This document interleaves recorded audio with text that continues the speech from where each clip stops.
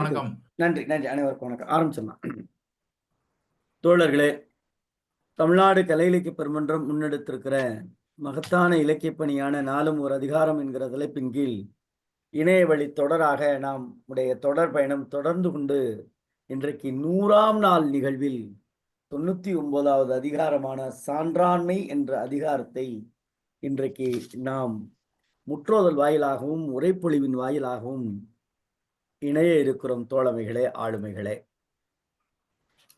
இன்றைய தினம் முற்றோதல் செய்யக்கூடிய மாணவர் தினேஷ் என்பார் இணைய வேண்டும். ஆனால் காலத்தினுடைய அருமை கருதி, நேரத்தினுடைய அருமை கருதி இந்த முற்றோதலை செய்வதற்காக அருமை மகள் வழக்கம் போல் வள்ளி இருக்கிறார்கள். அதற்கு உரைப்பொழிவு செய்வதற்காக அண்ணாமலை பல்கலைக்கழகத்தினுடைய மூத்த பேராசிரியர் நாம் அடிக்கடி சொல்லுவது போல சங்க இலக்கியத்திலும் இலக்கணத்திலும் ஆய்வுத்துறையில் கைதேர்ந்த பேராசிரியர், ஏறக்குறைய 35க்கும் மேற்பட்ட நூல்களின் ஆசிரியர், 100க்கும் மேற்பட்ட பயிலரங்கங்கள், கருத்தரங்கங்கள் என பங்கேற்றது மட்டுமல்லாமல் அவை கட்டுரையாக, ஆய்வுதழ்களில், பணுவலாக, புத்தகமாக, பல்கலைக்கழக மானியக் குழு அங்கீகரிக்கப்பட்ட இதழ்களில் எல்லாம் வெளிவந்து கொண்டிருக்கிறது. சமீபத்தில் கூட அண்ணன் அவர்கள் சொன்னார்கள், நேற்றைய தினம் என்று நினைக்கின்றேன், சாத்தூரில் இருக்கக்கூடிய அந்த கல்லூரியில் கரிசல் இலக்கிய கழகம் நடத்திய அந்த விழாவில் மாவட்ட ஆட்சித்தலைவரோடு பங்கு பெற்று சிறப்பு சேர்த்த பெருந்தகையாளர் பிறந்தது திருநெல்வேலியாக இருந்தாலும் சிதம்பரத்தில் அண்ணாமலை பல்கலைக்கழகத்தில் தமிழ்துறையினுடைய பேராசிரியராக இருக்கக்கூடிய மு. பாலசுப்ரமணியன் அண்ணன் அவர்கள் நம்மோடு இணைந்திருக்கிறார். குறிப்பாக முனைவர் பட்ட ஆய்வாளர்களுக்கு புறத்தேர்வாளராக தமிழகம் முழுவதும் சென்று பல்வேறு மாணவர்களுடைய முனைவர் பட்டத்தினுடைய அந்த தேர்வில் முனைவர் பட்ட ஆய்வாளர்களுக்கு நீங்கள் முனைவர் என உறுதி செய்கிற அந்த மிகப்பெரிய பணியை செய்து கொண்டிருக்கக்கூடிய பேராசிரியர் அவர்கள் இன்றைக்கு நம்மோடு இணைந்திருக்கிறார்கள். முன்பே நம்முடைய கு. அழகிரிசாமியுடைய சிறுகதையை நம்மோடு பயணித்திருக்கிறார். கு. அழகிரிசாமி ஐயா அவருடைய கதை மட்டுமல்லாது கீரா அவருடைய கதையையும் நம்மோடு கதை சொல்லல் வாயிலாக பயணித்திருக்கிறார். அருமை பேராசிரியர் இன்றைக்கு உரைப்பொழிவால் இணைந்திருக்கிறார். முதலில் முற்றுதல் செய்ய வருமாறு. தம்பி, இணைஞ்சிட்டீங்களா தம்பி?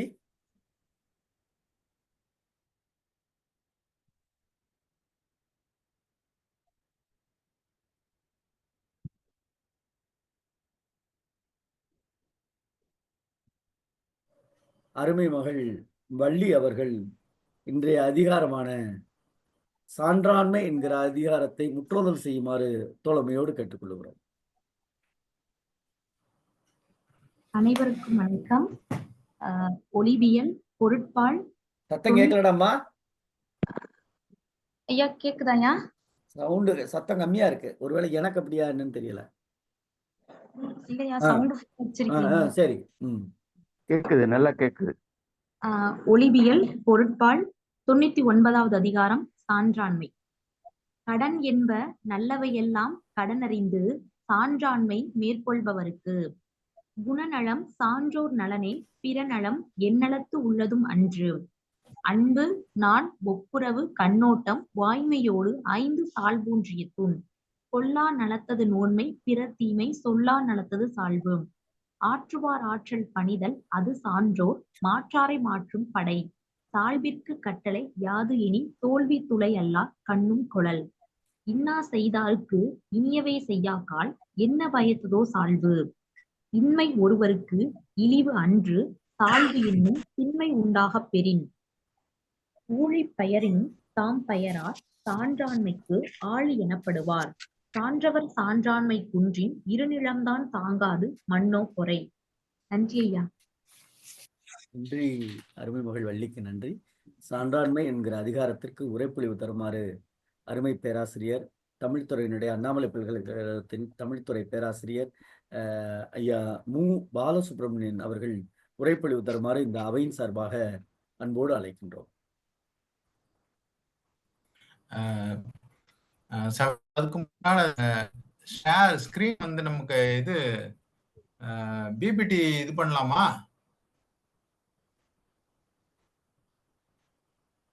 ஐயா போடலாம். உங்களை கோஹோஸ்ட் ஆக்கிறேன், நீங்க இப்போ போடலாம். போடுங்க ஏன் நீங்களே கோஹோஸ்ட் ஆக்கிரமிட்டாங்க. அது டிசேபிள்டு ஷேர்னு வருது. இருங்க, இந்த கோஹோஸ்ட் ஆக்குறாங்க, ஒரு நிமிஷம். ஆக்கிட்டாங்க. இப்ப பாருங்க, மறுபடியும் கொடுங்க. வருது ஒரு நிமிஷம்.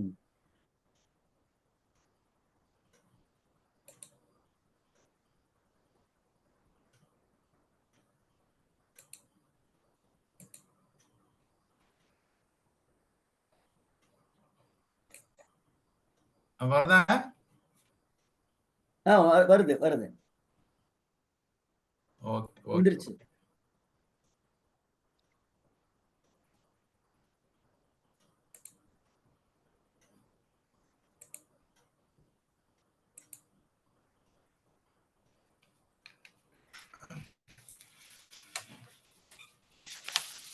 அற்புதமான இந்த இணையவழி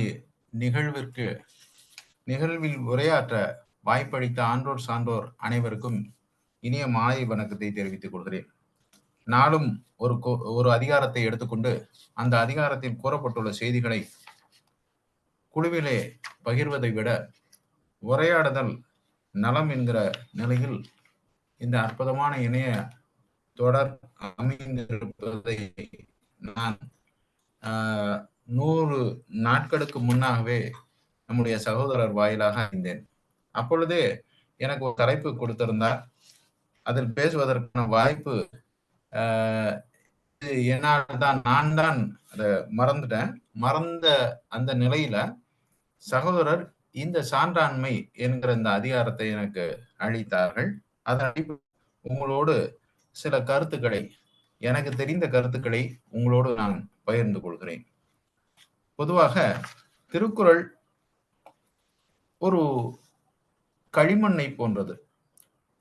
களிமண்ணுன்னா நீங்க தப்பா நினைச்சுக்க வேண்டாம், நாம எப்படினாலும் அதை வார்க்கலாம். ஆனாலும் கூட நல்ல ஒரு சிற்பமாக வடித்து விடலாம். அந்த அடிப்படையில் திருக்குறள் குறித்து நம்முடைய கருத்துக்களை நாம் பகிர்ந்து கொள்கிற நிலையில் நாளும் ஒரு அதிகாரத்தை எடுத்து இன்று 99வது அதிகாரமான சான்றாண்மை குறித்து பேச இருக்கிறோம். நான் நேரடியாக நிகழ்ச்சிக்குள் செல்கிறேன். இந்த அமர்வை நான் 4 நிலையில் பிரித்துக் கொள்கிறேன். 4ற்கும் சேர்த்து ஒரு 30-40 நிமிடங்களுக்குள்ளாக இந்த நிகழ்வை நிறைவு செய்து கொள்ளலாம் என்று நினைக்கிறேன். முதலாவதாக சான்றாண்மை என்ற அதிகாரத்தை நாம் பார்ப்பதற்கு முன்னால் சான்றோர் என்கிற இந்த சொல் விளக்கம், அடுத்தது யார் சான்றோர், அடுத்தது சான்றோருக்கான சவால்கள், சான்றோரின் ஆளுமை என்கிற இந்த 4 பிரிவுகளின் அடிப்படையில் இந்த அமர்வை அமைத்துக் கொள்ளலாம் என்று நான் நினைக்கிறேன். அந்த அடிப்படையில் முதலாவதாக சான்றோர் என்கிற அந்த சொல் விளக்கம் குறித்து நாம் பார்க்கலாம். பொதுவாக திருக்குறள் என்கிற தலைப்பில் அமைந்த 99வது அதிகாரம் குறித்து சில கருத்துக்களை உங்கள் முன்னால் கலந்துரையாடலாம் என்று நினைக்கிறேன்.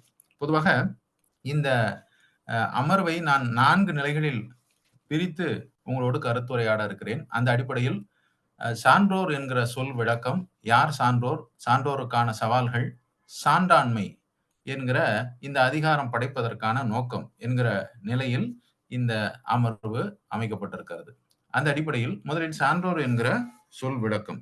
பொதுவாக படிக்கிறோம், நல்ல பணிக்கு போகிறோம், பதவி ஏற்கிறோம், ஒரு நிலைக்கு நாம் உயர்கிறோம். உயர்ந்த நிலையில் இருக்கக்கூடிய அந்த பண்பட்ட நிலையை, நிறைந்த நிலையை சால் என்கிற அடிசொல் குறித்து நிற்கிறது. சால் என்பது அடிசொல்லாகவும் உரி சொல்லாகவும் இடைச்சொல்லாகவும் நம்முடைய தமிழ் இலக்கியங்களிலே கையாளப்பட்டிருக்கிறது. தகை சால்மை அப்படிங்கிற அந்த சொல்ல நீங்க பார்க்கலாம். இங்க சால் என்கிற இந்த சொல்லினுடைய பொருள் என்ன என்று கேட்டால் நிறைந்த என்கிற பொருள். அடுத்தது சான்ற என்கிற ஒரு சொல் இருக்கிறது. இந்த சான்ற என்பதற்கு நிறைவுடைய என்கிற ஒரு பொருள் இருக்கிறது. இந்த சான்ற என்கிற இந்த சொல்லை நம்முடைய தொல்காப்பியர் 2 இடங்களிலே பயன்படுத்தி இருக்கிறார். இந்த 2 இடங்களில் பயன்படுத்திய இடங்கள் ரொம்ப முக்கியமான இடங்கள். நிறைந்த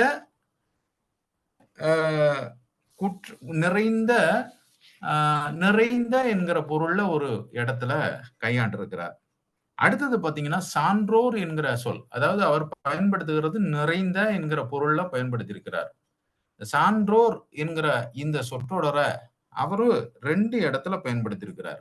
எங்க அப்படின்னு கேட்டாச்சுன்னா தொல்காப்பிய பொருளதிகாரத்துல புறத்திணை இயல்ல வாகை திணை பற்றிய பாகுபாட்டிலையும் அதே சமயம் வாகை திணைக்குரிய துறைகள் பற்றி பேசுகிற இடங்கள்ல அந்த துறையில 15வது துறையாக இந்த சான்றோர் என்கிற இந்த சொற்றொடரை அவர் கையாளுகிறார். ஆக இந்த சான்றோர், சால் என்பது நிறைந்த, சான்ற என்பது நிறைவுடைய என்கிற பொருளிலும், சான்றோர் என்பது அவர் தொல்காப்பியர் பயன்படுத்துகிற அந்த சொற்களாலேயே நான் உங்களுக்கு குறிப்பிடுகிறேன், குற்றம் தீர்ந்த சிறப்புடையவர் அப்படிங்கிற அந்த பொருள்ல சான்றோர் என்கிற அந்த சொல்ல கையாளுகிறார். அதுல என்ன அவர் சொல்றார் அப்படின்னு கேட்டாச்சுன்னா, புறத்திணை இயல்ல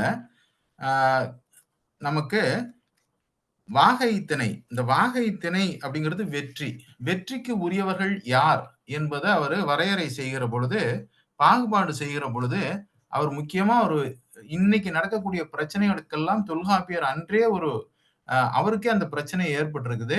அந்த அடிப்படையில வெற்றிக்கு உரியவர்கள் அப்படின்னு சொல்லிட்டு வரிசைப்படுத்துகிற பொழுது, அறுவகைப்பட்ட பார்ப்பன பக்கமும், ஐவகை மரபின் அரசர் பக்கமும், 2 மரபினர் ஏனோர் பக்கமும், மறுவில் செய்தி மூவகை காலமும், நெறியின் ஆற்றிய அறிவன் தேயமும் அப்படின்னு சொல்லிட்டு அப்படி இதெல்லாம் வாகைக்கு உரியவர்கள் அப்படின்னு சொல்றாரு. அப்ப பார்ப்பனர்களை தனியா பிரிச்சுட்டார். சான்றோர் என்பவர்கள் பார்ப்பனர்கள் அல்ல, சான்றோர் என்பவர் குறை தீர்ந்த சிறப்புடையவர்கள் அப்படின்னு தனியா பிரிச்சுட்டு அவர்கள் வெற்றிக்கு உரியவர்கள், அவர்களுக்கு உரிய துறையை தனியா அவர் பேசுறாரு. எங்க பேசுறாரு அப்படின்னு கேட்டாச்சுன்னா 15வது துறையாக அவருங்க பேசுறாரு. அவர் துகள் தபு சிறப்பின் சான்றோர் பக்கமும், துகள் தபு சிறப்பின் சான்றோர் பக்கம், குறை தீர்ந்த சிறப்புடையவர்கள் தான் சான்றோர்கள் என்று அவர் குறிப்பிடுகிறார். ஆக நிறைந்த, குற்றம் தீர்ந்த சிறப்புடையவர்கள் தான் சான்றோர் அப்படின்னு நாம புரிஞ்சுக்கிடலாம். அப்போ சான்றோர் அப்படிங்கிறவங்க கல்வியாளர்களோ அல்லது பணம் படைத்தவர்களோ நல்ல மனம் படைத்தவர்களோ துறவிகளோ எதுவோ அவர் குறிப்பிடல, குற்றம் தீர்ந்த நல்ல ஒழுக்கம் நிறைந்தவர்களைத்தான் அவ்வாறு குறிப்பிடுகிறார். சரி, தொல்காப்பியர் இந்த மாதிரி சொன்னாச்சுன்னா வள்ளுவர் இந்த சான்றோர் குறித்து பல இடங்கள்ல பேசியிருக்கிறார். என்னென்ன இடங்கள் அப்படின்னு நம்ம கவனிச்சு பார்த்தோம்னா, நம்ம தமிழ் இலக்கியங்களிலும் சான்றோர் குறித்த நிறைய கருத்துக்கள் இருக்கிறது. நம்முடைய வள்ளுவம் என்ன பேசுகிறது அப்படின்னு கேட்டாச்சுன்னா, அறநெறியாளர்களை தான் சான்றோர் என்று அவர் குறிப்பிடுகிறார்.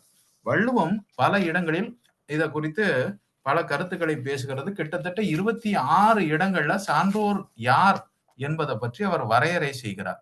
சான்றாண்மை அப்படிங்கிற ஒரு அதிகாரத்தை இங்க 99வது அதிகாரமாக வைத்தாலும் கூட அவர் பல்வேறு அதிகாரங்களில் இந்த சான்றோர் யார் என்பதை அவர் பேசியிருக்கிறார். அந்த அடிப்படையில அறநெறியாளர்கள் தான் சான்றோர் என்பதை குறிப்பிட்டு அந்த சான்றோர் வாய்மையாளர்களாக, ஒழுக்கமுடையவராக, பண்புடையவராக, ஆசை இல்லாதவராக, நடுநிலையாளராக, சகிப்புத்தன்மை மிக்கவராக, பட்டறிவு பெற்றவராக, வாழ்க்கையில் பட்டு அறிந்தவர்களாக, நல்ல வாழ்க்கைக்கு சான்றாக நிற்பவர்களாக இந்த சான்றோர்கள் இருக்க வேண்டும் என்று பல கருத்துக்களை 26 நூற்பாக்களின் வாயிலாக, அதாவது சான்றாண்மை தவிர 26 அந்த குறட்பாக்கள்ல சான்றோர் யார் என்று ஒரு வரையறையை செய்கிறார்.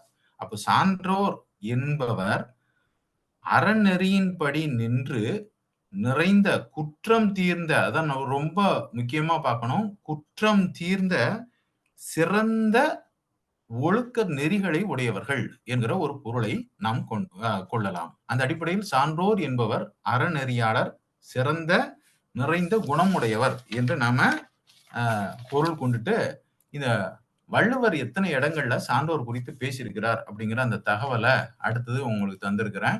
சான்றோர் பற்றி வள்ளுவர் குறிப்பிடும் குறிப்புகள் 26 குறட்பாக்கள்ல வருகிறது. அந்த எண்களை நான் இங்க கொடுத்திருக்கிறேன். ஒவ்வொரு குறட்பாவையும் எடுத்து பார்த்தாச்சுன்னா சான்றோர் குறித்து நாம அந்த கருத்துக்களை என்னென்னு சொல்லி பார்த்துக்கலாம்.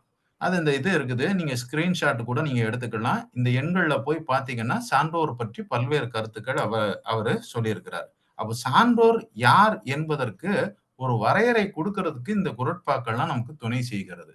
அப்படி பார்த்தீங்கன்னா சான்றோருக்கான தகுதிகள், இந்த சான்றோர் ஆவதற்கு யாரை சான்றோர் என்று நாம் குறிப்பிடணும் அப்படின்னு ஒரு தகுதியா அவரு ஒரு என்ன சொல்றாரு, ஒரு ஃப்ரேம் பண்றாரு. இவர்கள் தான் சான்றோர் அப்படின்னு ஒரு ஃப்ரேம் பண்றாரு. அப்போ ஃப்ரேம் பண்ணும்போது பாருங்க, நடுநிலைமை, ஒருவருக்கு நடுநிலைமை இருக்க வேண்டும். ஒரு குணம் மட்டும் இருக்கக்கூடாது, இத்தனை குணங்களும் இருந்தால்தான் அவர் சான்றோர். அப்போ நடுநிலைமை இருக்க வேண்டும் என்று 115, 118வது குறட்பாக்கள்ல பேசுறாரு. நிரம்பிய ஒழுக்கத்தை பத்தி 148, சொல்வன்மை பத்தி 197, தீவினைகளுக்கு அஞ்ச வேண்டும் என்பதை பற்றி 201, கருணையோடு இருத்தல் பற்றி 244, வாய்மை பற்றி 299, கொல்லாமை பற்றி 328, நட்பாய் இருத்தல், இந்த சான்றோர் நட்பாக இருக்க வேண்டும் என்பது குறித்து அவரு 802ல பேசுறார். நற்பண்பை பற்றி 982, அன்புடைமை பற்றி 983, கண்ணியம் பற்றி 989. அப்ப இத்தனை குறட்பாக்கள், இது எல்லாமே தான் சான்றோர்களுக்கான தகுதி. இப்ப சான்றோர் என்பவர் ஒரு குணத்தை மட்டும், ஒரு பண்பை மட்டும் பெற்றவராக இருக்கக்கூடாது.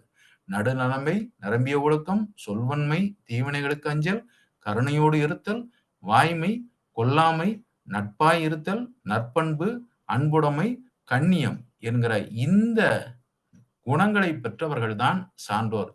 இதுதான் சான்றோர்கள், அதாவது சான்றோர் ஆவதற்குரிய தகுதி. இப்ப இதுல ஏதாவது 4 தான் நமக்கு இருக்கும், ஏதாவது 4, 2 அப்படித்தான் நமக்கு இருக்குமே தவிர, நற்பண்பு இருந்தா இன்னொன்னு இருக்காது, நடுநிலைமை இருந்தா சொல்வன்மை இருக்காது, நிரம்பிய ஒழுக்கம் இருந்தா நடுநிலைமை இருக்காது.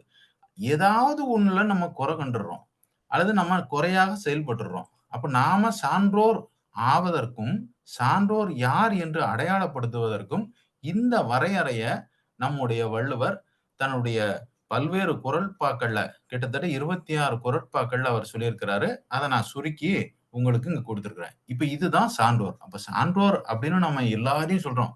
அவர் நல்லா வாழ்ந்துகிட்டு இருக்கிறாரு, சான்றாக விளங்கக்கூடியவர், அவர் பெரிய சான்றோர் அப்படின்லாம் நம்ம எல்லாரையும் மேடைக்கு மேடை சொல்றோம். நம்ம மேடையை மைக்க பிடிச்சாச்சுன்னா ஒருத்தரை பாராட்டுறதுக்காக எந்த சொற்களை வேணாலும் நம்ம பயன்படுத்துறோம். அது மேடை அலங்காரத்திற்கு சரி என்றாலும் கூட மனதிற்கு சான்றோர் என்பவர் எப்படி இருக்கணும், யார் சான்றோர் அப்படின்னு சொல்லிட்டு அவர் ஒரு வரையறையை செய்து பல்வேறு அதிகாரங்கள்ல அவர் பேசியிருக்கிறார். அப்படிதான் இந்த ஒரு வரையறைய நான் உங்களுக்கு இங்க கொடுத்திருக்கிறேன். இப்போ அதான் சொல்றேன், அறமாக கூறப்படும் அனைத்து ஒழுக்கங்களும் சான்றோருக்கானவை. ஒரு குறிப்பா நம்ம இவ்வளவு இருக்கணுமா அப்படின்னு நம்ம ஒரு இது பண்ணணும்னா, ஒரே ஒரு சிம்பிளா இதை சொல்றது, நான் இவ்வளவு விளக்கமா சொல்றதை விடவும் சிம்பிளா சொல்லணும் அப்படின்னு பார்த்தாச்சுன்னா, அறமாக எதெல்லாம் அறம்னு அவர் சொல்றாரோ அந்த அனைத்து ஒழுக்கங்களையும் யார் ஒருவர் பெற்றிருக்கிறாரோ அவர்தான் சான்றோர், அவர்தான் சான்றோர் அப்படின்னு சொல்லிட்டு அவரு ஒரு முடிவுக்கு வர்றாரு. சரி, சான்றோர் எல்லாத்தையும் விட உயர்ந்தவர் அப்படிங்கிற ஒரு நிலைக்கு வள்ளுவர் வர்றாரு. எங்க குறள் எண் 21லயே அதை வந்துடுறாரு. சான்றோர் எல்லாத்துக்கும் உயர்ந்தவர். இப்போ வள்ளுவருடைய காலம் எப்படியாப்பட்ட காலம்? களப்பிரர் காலம், துறவு வாழ்க்கைக்கு முக்கியத்துவம் கொடுக்கப்பட்ட காலம், நிலையாமை தத்துவத்தை வலியுறுத்திய காலம். இந்த காலகட்டத்துல துறவிகள் தான் பெரியவர்களாக கருதப்படுகிற ஒரு நிலை இருந்தது. அந்த நேரத்திலும் கூட சான்றோர் தான் உயர்ந்தவர் அப்படின்னு சொல்லிட்டு அவரு சொல்றாரு. சான்றோர் தான் உயர்ந்தவர். எப்படி உயர்ந்தவர்? அப்படின்னு கேட்டாச்சுன்னா அவர் சொல்றாரு, ஒரு துறவி அவர் எப்படியாப்பட்ட துறவி என்பதை என்ன சொல்றது, அவரை பற்றி எடை போட்டு அவரை பற்றி நூல் எழுதுவதற்கு யாருக்கு தகுதி என்றால் சான்றோருக்கு தான் தகுதி என்று சொல்கிறார். ஒழுக்கத்து நீத்தார், ஒழுக்கத்து நீத்தார் பெருமை, விழுப்பத்து வேண்டும் பணுவல் துணிவு. இதற்கு பல்வேறு உரையாசிரியர்கள் பல்வேறு உரைகளை தந்திருக்கிறார்கள். அதுல பாத்தீங்கன்னா பெரும்பான்மையானவர்கள் துறவிகளை பற்றி, அவர்களுடைய ஒழுக்க நெறிகளை பற்றி சான்று தந்து விளக்கக்கூடிய உயர்ந்தவர்கள், மேன்மை உடையவர்கள் என்கிற பொருள்ல இந்த குறட்பாக்கு விளக்கம் சொல்லியிருக்கு. அப்ப துறவிகளை விட சான்றோர் இன்னும் கூடுதலாக தகுதிகளை பெற்றிருக்கிறார்கள் என்பதை நாம பொருள் கொள்ளலாம். ஏன்னா துறவிகள் துறந்தவர்கள், அவர்களுக்கு எல்லாமே எதுவுமே வேண்டாம் அப்படிங்கிறது தான் அவருக்கான தகுதி. ஆனா சான்றோருக்கு ஒரு தகுதி கிடையாது, அவர்களுக்கு பல தகுதிகள் இருக்கு. அந்த சான்றோர் யார கை காட்டணும், யார் நல்லவங்க, துறவிகள்ல யார் சிறந்தவர் அப்படின்னு சொல்லிட்டு ஒரு வரையறை செய்து நூல் இயற்ற வேண்டும் என்றால் அது சான்றோரால் தான் முடியும் என்பதனால அந்த சமூகத்துல சான்றோர் மிக உயர்ந்தவர். இன்னும் குறிப்பாக சுருக்கமாக சொன்னால் இந்த சமூகத்திற்கு, வாழுகிற மக்களுக்கு வாழ்க்கையில, பேச்சில, நடை உடை பாவனைகள்ல யார் சாட்சியாக சான்றாக விளங்குகிறார்களோ அவர்கள்தான் சான்றோர் என்று நாம ஒரு முடிவுக்கு வரலாம். இப்ப நாம ஒண்ணுத்துக்கும் ஒவ்வொருத்தரை சான்றோராக குறிக்கக்கூடிய காலம் வந்துருச்சு. இப்போ வாத்தியார்ல ஒருத்தர் சான்றோர் அப்படிங்கிறோம், ஒழுக்கத்துல ஒரு சான்றோர் அப்படின்னு சொல்றோம். இப்ப வாத்தியார் சொல்றோம், அவர் பாடம்லாம் நல்லா நடத்துவாரியா, ஆனா அவர் கேரக்டர் சரியில்லை அப்படின்னு சொல்றோம். சில ஆட்கள் சொல்லுவாங்க, என்னன்னு கேட்டாச்சுன்னா, அவர் கேரக்டர் அப்படிங்கிறது ரொம்ப அற்புதமா இருக்கும், ஆனா பாடம் சரியாவே நடத்த மாட்டாரு. இப்ப இப்படியெல்லாம் நம்ம இருக்கக்கூடாது. சான்றோர் அப்படிங்கிறது வந்து ஒட்டுமொத்தமா எல்லா பண்புகளும் ஒருங்கே பெற்றவர் தான் சான்றோர் என்று வள்ளுவர் குறிப்பிடுவதை நாம் பார்க்க வேண்டும். சரி, சான்றோர் குறித்த அக்காலத்திய சமூகம் எந்த கருத்தினை கொண்டு வந்தது? அவர்கள் அக்காலத்துல அந்த சான்றோர்களை எவ்வாறு மதிச்சாங்க? துறவிகளுக்கு வந்து துறவிகளை பார்த்தீங்கன்னா அந்த காலத்துல வந்து துறவிகளுக்கு என்னென்ன பணிகளை செய்யணும் அப்படின்னு சொல்லிட்டு பல்வேறு கடமைகளை வள்ளுவர் சொல்லியிருக்கிறார். துறவரத்திலேயோ மற்ற குடும்ப நலன்லையோ இல்லறத்திலேயோ துறவிகளுக்கு இந்த சமூகமும் சரி, ஒரு குடும்பமும் சரி, ஆண் பெண் சரி, மக்கள் துறவிகளை எவ்வாறு அவர்களை போற்றி பாதுகாக்க வேண்டும் என்று பல கருத்துக்களை சொல்லியிருக்கிறார். ஆனால் சான்றோர்களுக்கு ஆதரவு தெரிவிக்கணுமா என்ன ஏதுன்னு சொல்லிட்டு அதை பத்தி அவர் பேசல. ஆனால் இந்த சான்றோர்களை இந்த சமூகம், அந்த களப்பிரர் கால சமூகம் பெரிதாக போற்றி இருக்கிறது. அத வந்து கிட்டத்தட்ட ஒரு 10 குறட்பாக்கள்ல அவர் சொல்லியிருக்கிறாரு. அத நான் ஒரு வரையறையாக செய்து உங்களுக்கு நான் கொடுத்திருக்கிறேன். இந்த சான்றோர் என்பவர் எப்படி அப்படின்னு கேட்டாச்சுன்னா, அவர் நேரம் பாராது உதவக்கூடியவர்கள் அப்படின்னு சொல்லிட்டு ஒரு கருத்து முதல் குறள்ல இருக்குது. சொல்ல பயன்படுவர் சான்றோர், கரும்பு போல கொல்ல பயன்படும் கீழ். அதாவது சிலர்கிட்ட சில பயனுக்காக நாம போனோம் அப்படின்னு கேட்டாச்சுன்னா, கரும்பை பிழிகிற மாதிரி பிழிஞ்சு அவங்கள கஷ்டப்படுத்தி தான் அவங்ககிட்ட இருந்து பயனை பெற முடியும். ஆனா சான்றோர்கிட்ட சொன்னாலே போதும் நமக்கு அந்த பயன் கிடைச்சிரும் அப்படின்னு ஒரு எதிர்பார்ப்பு அந்த சமூகத்துல இருந்திருக்குது. அதனால சான்றோர் பிறருக்கு எந்த நேரமும் உதவி செய்யக்கூடியவர்களாக இருந்திருக்கிறார்கள் அப்படிங்கிறது இந்த குறட்பாவால் நம்ம அறியலாம்.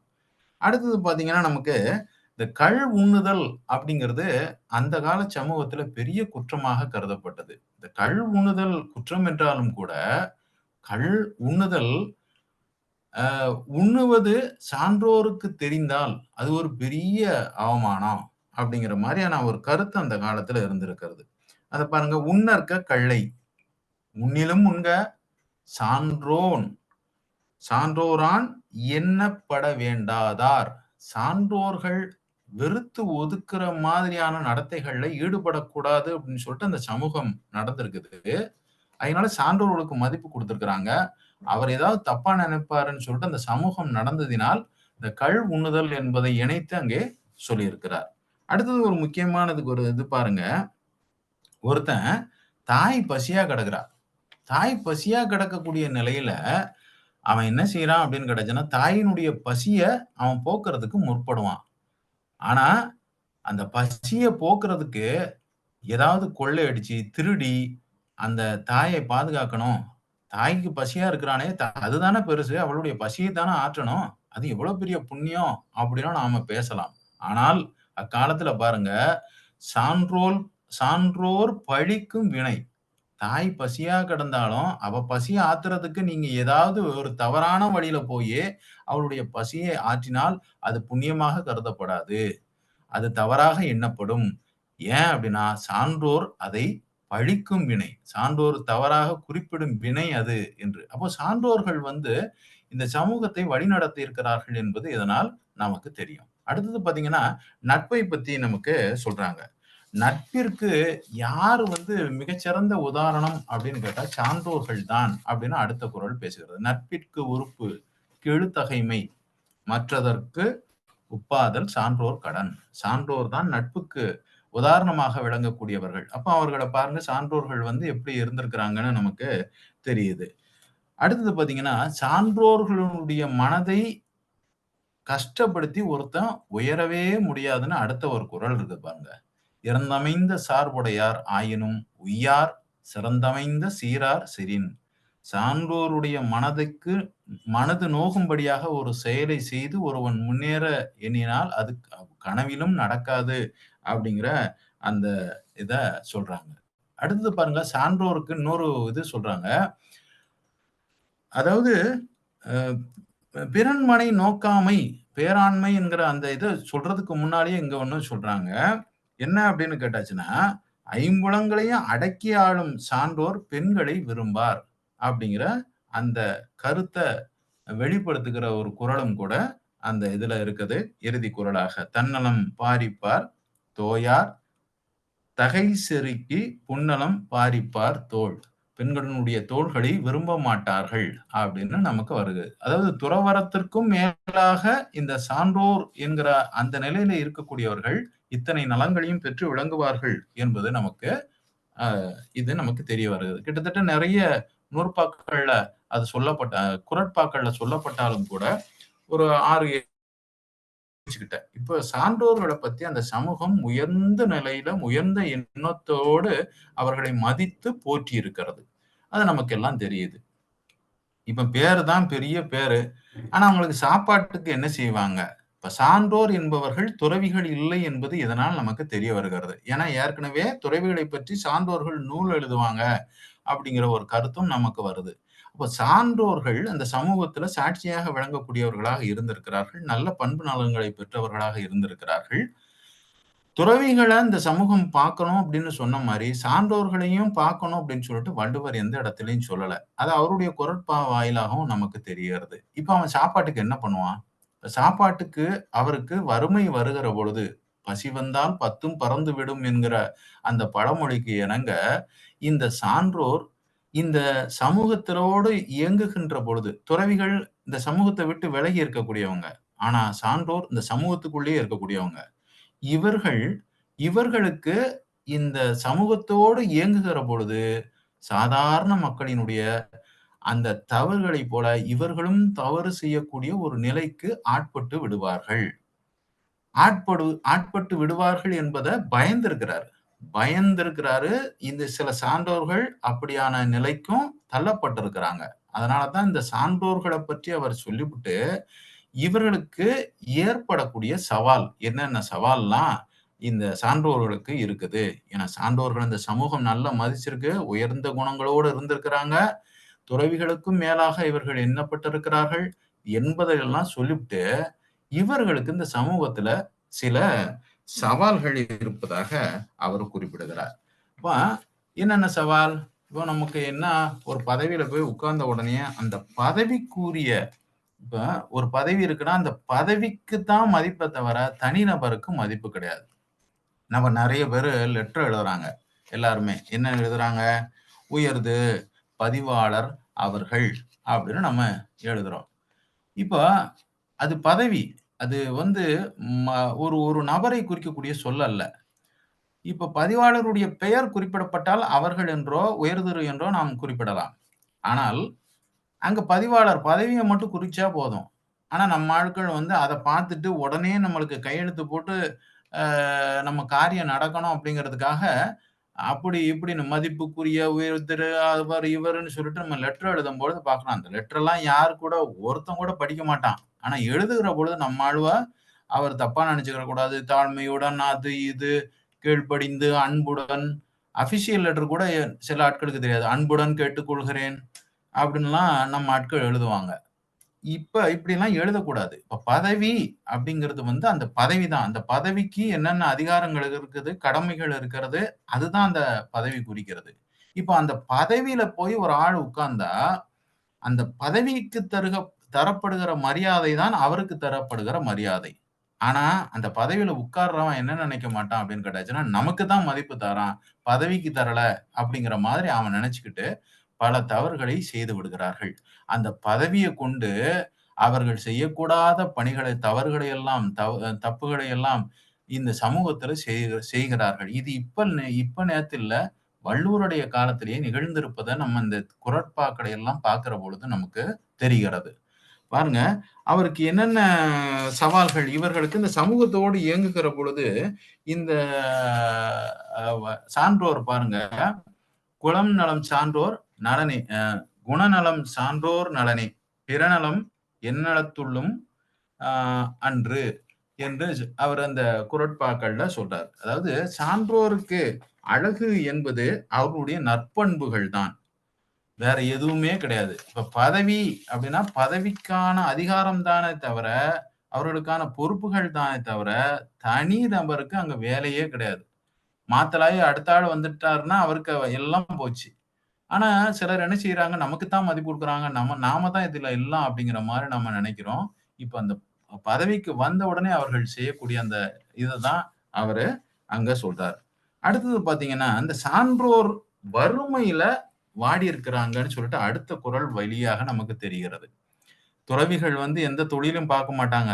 அப்படியே போனாங்கன்னா அவங்களுக்கு இந்த இல்லறத்துல இருக்கக்கூடியவங்க உதவுவாங்க, சாப்பாடு கொடுப்பாங்க, சாப்பிட்டுட்டு அவங்க பாட்டுல கையில வாங்கி சாப்பிட்டுட்டு அவங்க பாட்டுல போயிட்டு இருந்திருக்காங்க. ஆனா சான்றோர்கள் இந்த சமூகத்தோடயே இயங்கி இருக்கிறாங்க.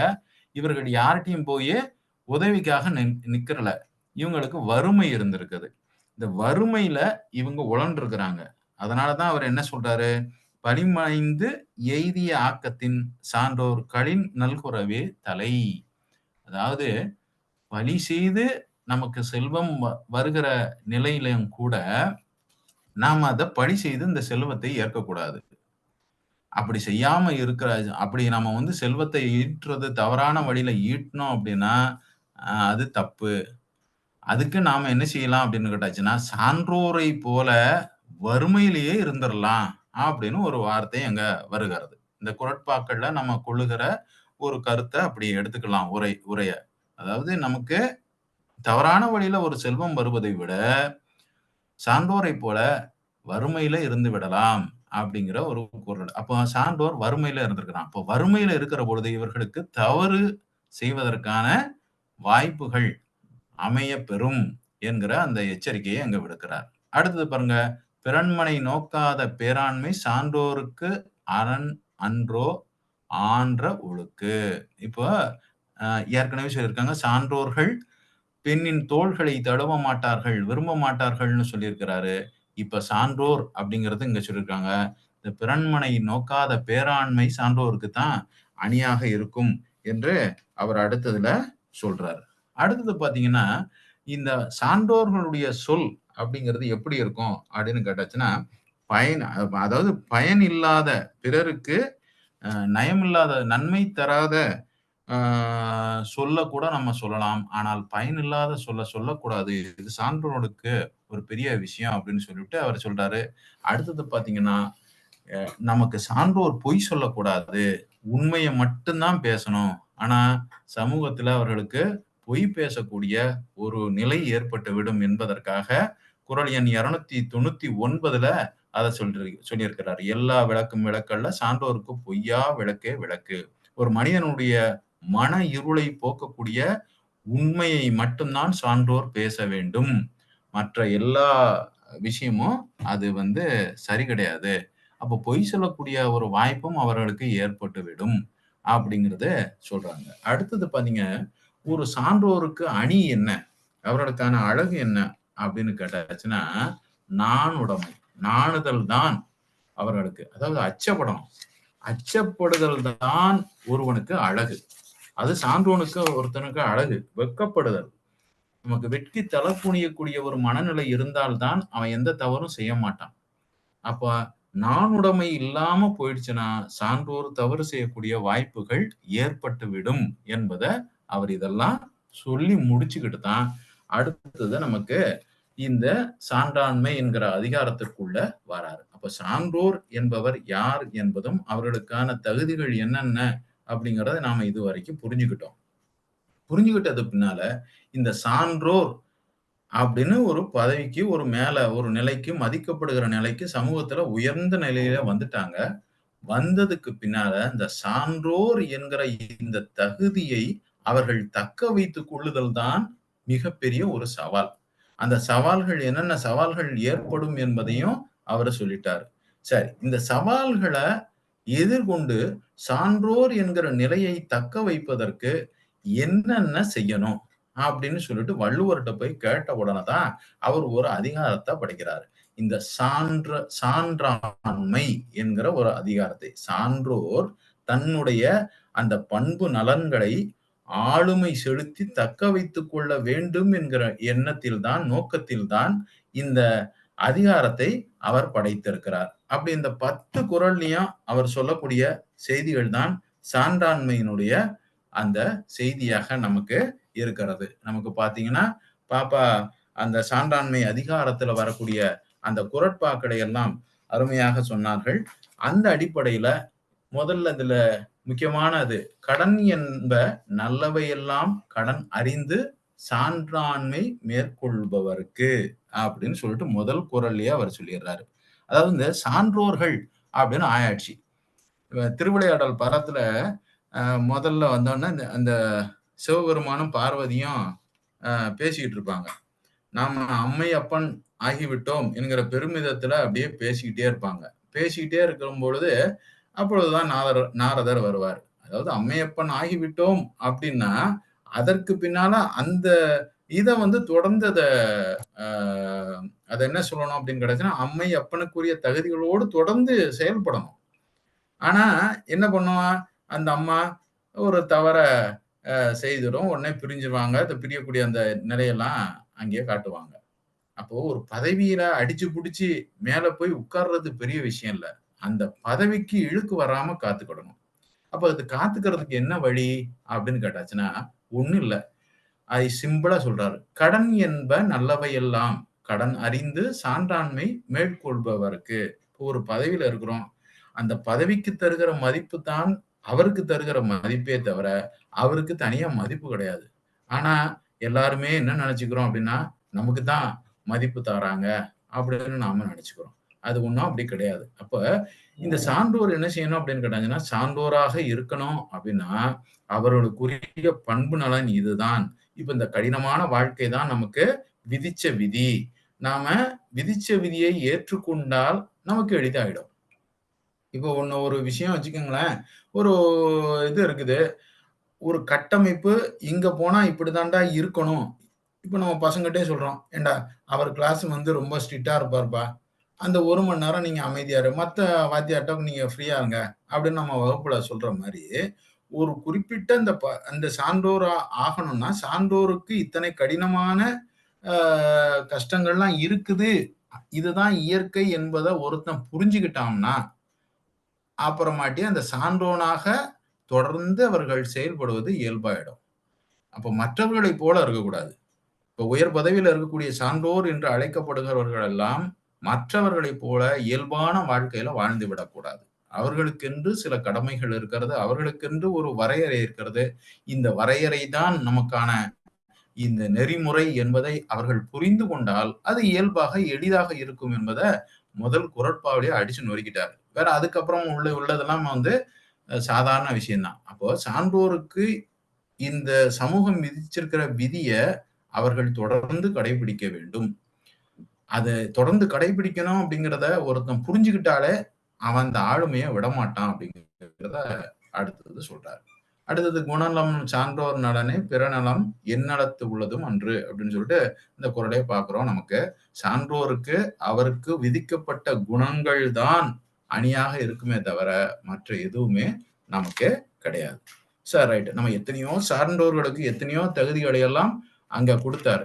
கொடுத்ததுல நம்ம எல்லாம் அவர்களுக்கு என்ன, சான்றோருக்கு அழகு எது, அவர்களை தாங்கி பிடிக்கக்கூடிய எத்தனையோ தகுதிகள்ல தாங்கி பிடிக்கக்கூடிய தகுதிகள் ஒரு 5 மட்டும் அவர் குறிப்பிட்டு மற்றது எல்லாத்தையும் நீ வந்து சமரசம் செய்து கொண்டாலும் கூட பரவாயில்ல, இந்த 5ஐயும் நீ வந்து தூணாக இந்த சான்றோர் என்கிற அந்த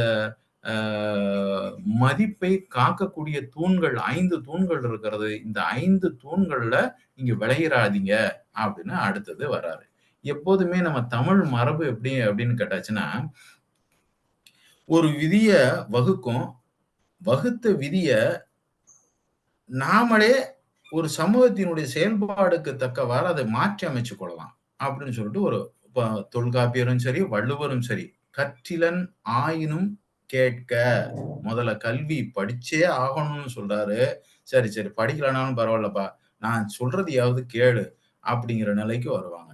தொல்காப்பியரும் அது போலதான் முதல்ல விதியையும் அதுக்கு அடுத்தால புறநடையும் அவர் உருவாக்குவார், விதி விலக்குகளையும் உருவாக்குவார். அதுபோல இந்த வள்ளுவரும் அப்படிதான் சொல்றாரு. முதல்ல எத்தனையோ தகுதிகளா வரிசையா அடுக்கி சொன்னவரு, இந்த சான்றோர் உனக்கு சமூகத்துல பெரிய கஷ்டங்கள் வந்தாலும் கூட அத்தனையும் பின்பற்ற விட்டாலும் கூட நான் சொல்ற இந்த 5ஐயாவது பின்பற்றுங்கன்னு சொல்லிட்டு ஒரு குறட்பாவை உருவாக்குகிறார். பாருங்க, அன்பு, நான், ஒப்புரவு, கண்ணோட்டம், வாய்மையோடு 5 சால் ஊன்றிய தூண். ஒரு சான்றோர் என்கிற மதிப்பை தாங்கி பிடிக்கக்கூடிய தூண்கள் 5. நமக்கு ஜனநாயகத்துல 4 தூண்களை சொல்லுவாங்க. வள்ளுவர் 5 தூண்களை சொல்றாரு. இந்த சான்றோர்களுக்கு இருக்கக்கூடிய அந்த மதிப்பை காக்கக்கூடிய தூண்கள். அவருக்கு அன்பு இருக்கணும், நாணம் இருக்கணும், ஒப்புரவு இருக்க வேண்டும், கண்ணோட்டம் இருக்க வேண்டும், வாய்மை இருக்க வேண்டும். இதுதான் அவர்களை தாங்கி பிடிக்கக்கூடிய தூண்கள்.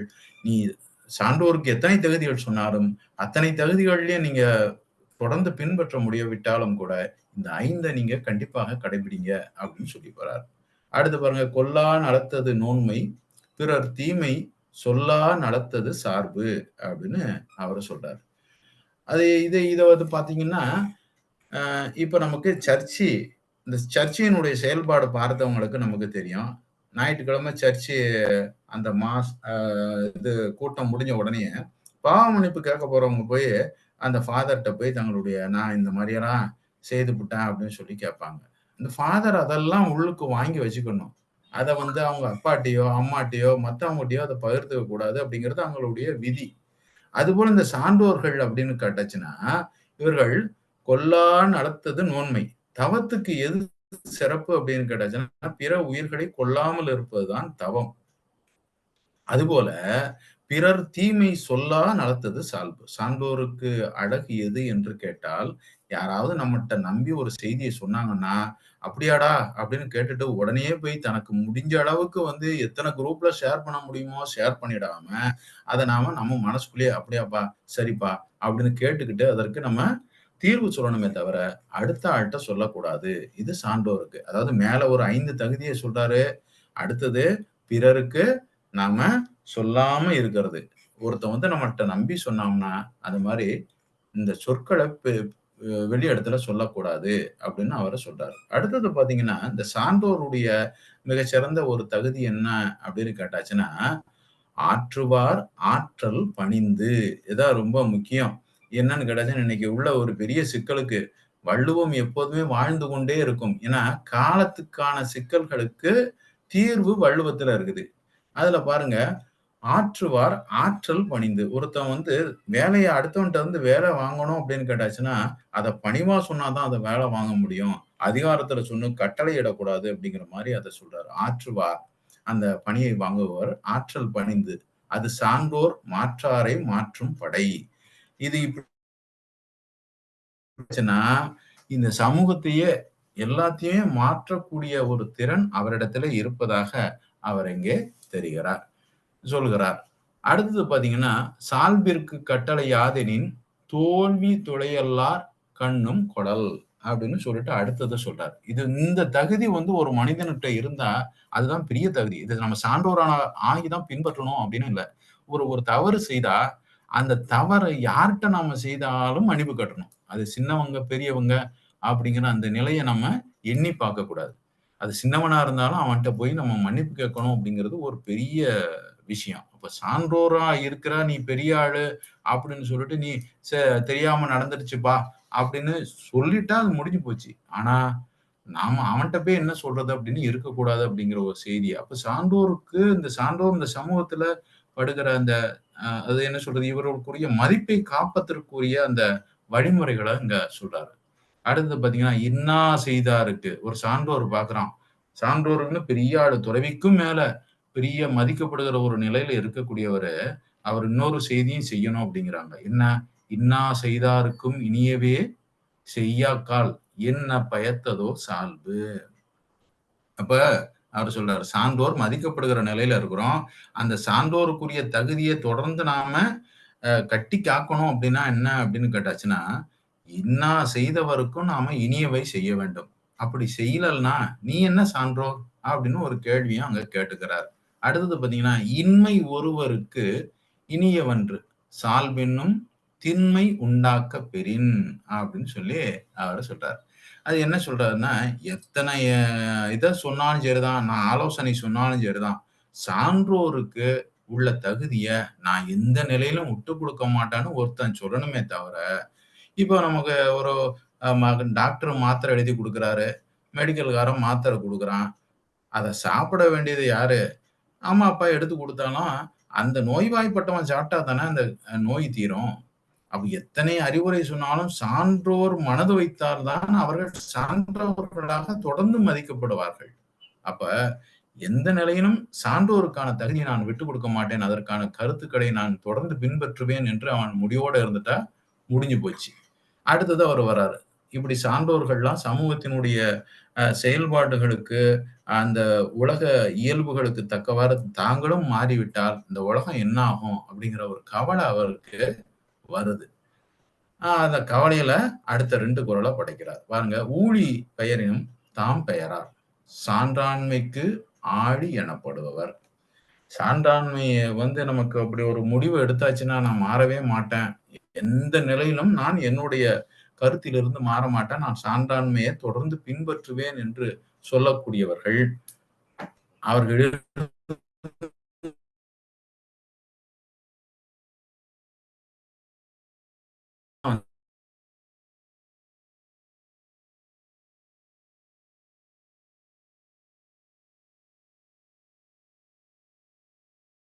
வந்தாலும் 7 கடல் மாறினாலும் அவர் அடுத்து சொல்றாரு, அப்படி மாறியே தாங்காது. இந்த சான்றோர்கள் இருக்கிற வரைக்கும் தான் இந்த சமூகம் இயங்கி கொண்டிருக்கிறது.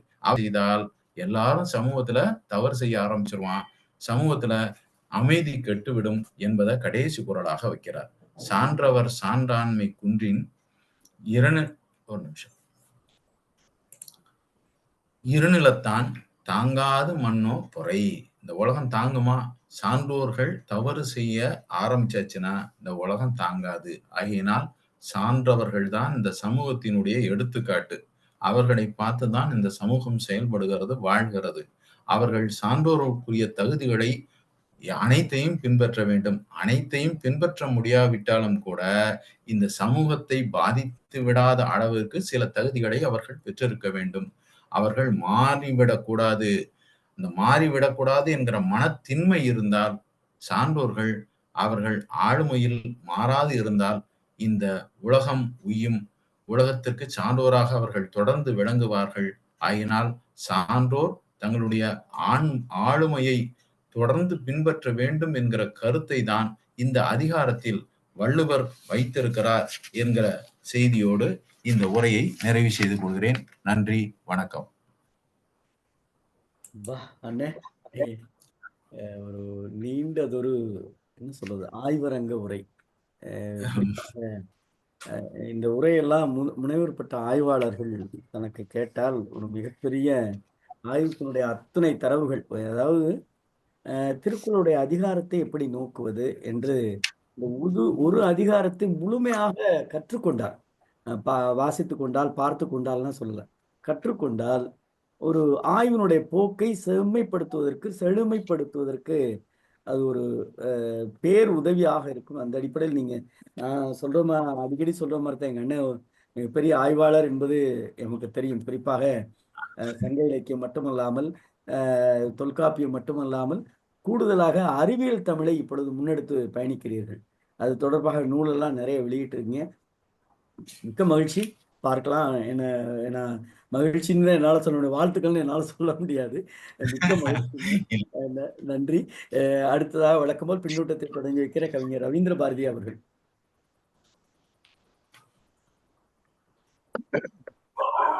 அன்பான தோழமைகளே, கேக்குதா? பேசுறது கேக்குதா? நல்லா கேக்குது, நல்லா கேக்குது. அன்பான தோழமைகளே, உங்கள் அனைவருக்கும் என்னுடைய அன்பு வணக்கம். இன்று மிக சிறப்பான நாள். ஒரு நூலை எவ்வாறு கற்க வேண்டும், குறிப்பா திருக்குறளை எவ்வாறு கற்க வேண்டும் என்பதனுடைய அடிப்படையை மிக அழகாக எடுத்து விளக்கியிருக்கிறார். பேராசிரியர்லாம் வளவளன்னு பேசுவாங்க, ஏகப்பட்ட தரவுகளை கொடுப்பாங்கன்னு நம்ம கேள்விப்பட்டிருக்கிறோம், பார்த்துருக்கிறோம், பல கருத்தரங்களை பார்த்துருக்கிறோம். ஆனா இவர் பேராசிரியர் மட்டுமல்ல, நல்ல உளவியல் நிபுணர். எப்படி குரல்ல அப்படி மேய்ஞ்சிருக்காரு பாருங்க. நுனிப்புல் இல்ல, வேரோட மேய்ஞ்சிருக்கிறாரு. அருமையா எடுத்து காட்டி இந்த திருக்குறள் முழுவதுமே சான்றாண்மை விளக்கக்கூடிய நூல் தான். திருவள்ளுவரே மிகப்பெரிய சான்றோர், நம்முடைய பேராசிரியர் மிகப்பெரிய சான்றோர். நல்லவை எல்லாம் இந்த உலகத்தில் எவையெல்லாம் இருக்கின்றனவோ அவை எல்லாம் சேர்ந்ததுதான் சால்பு.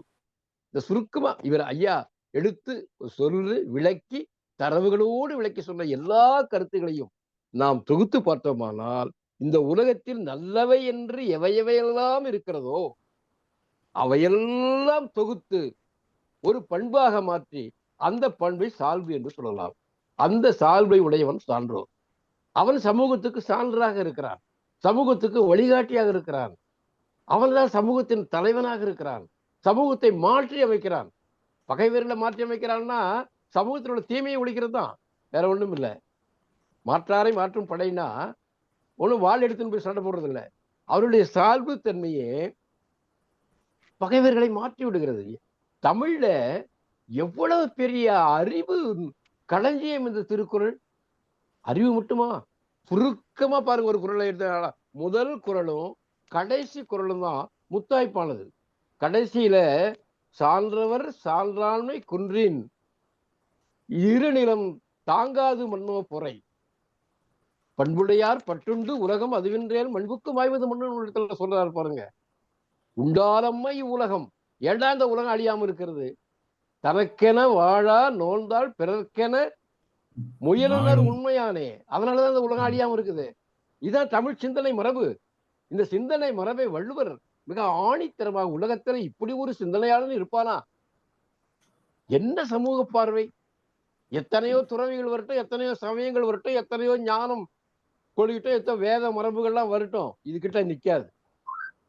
இதுதான் சமூகத்தை மாற்றி அமைக்கக்கூடிய, ஏறக்குறைய மார்க்ஸ் வந்து ரொம்ப பின்னாடி தோன்றாரு. ஆனா 2000 வருஷத்துக்கு முன்னே மார்க்ஸ் சிந்திக்கின்ற கருத்துக்களை நம்மால் சிந்திச்சிருக்கிறான். சமத்துவம், சகோதரத்துவம் எல்லாம் உள்ள திருக்குறள்ல இருக்கு. ஏங்க எவ்வளவு ஜனநாயகத்தன்மை! தோல்வி துளையன்னார் கண்ணும் குழல். நமக்கு சமமில்லாத இடத்தில் இருக்கக்கூடிய தோல்வியை கூட ஒத்துக் கொடுக்கிற மனப்பக்குவம் எவ்வளவு நாகரிகம் இது! எவ்வளவு உயர்ந்த நாகரிக பண்பு இது! இந்த பண்பை திருவள்ளுவர் ரொம்ப அழகா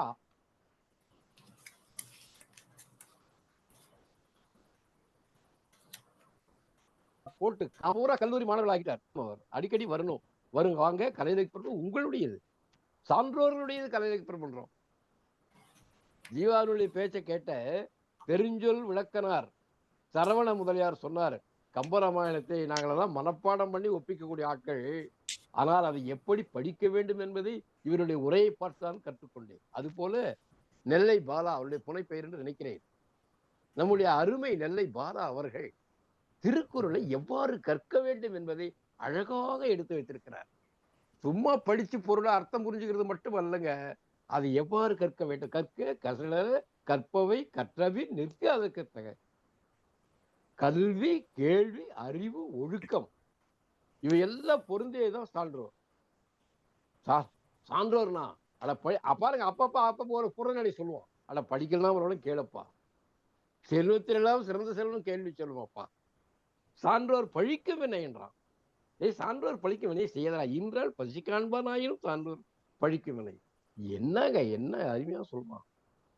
பணிதல், ஆற்றுவார் ஆற்றல் பணிதல், பணிவோடு இருப்பதாயா வல்லமைக்கெல்லாம் அழகு, வல்லமைக்கெல்லாம் அடையாளம். அதுதான் அந்த பணிவை தான் மாற்றாரை மாற்றும் பணி. பணிவாலேயே ஒரு உணவு வெல்ல முடியுமா? பணிவாலே ஒரு சமூகம்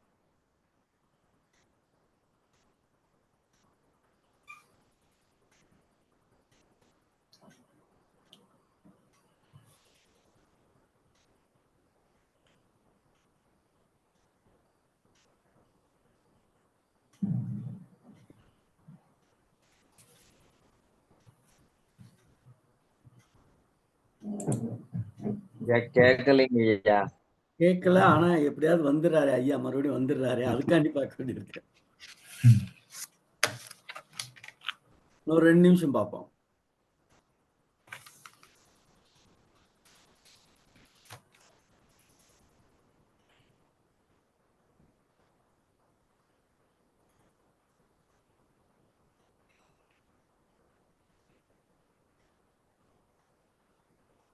கவிஞரே,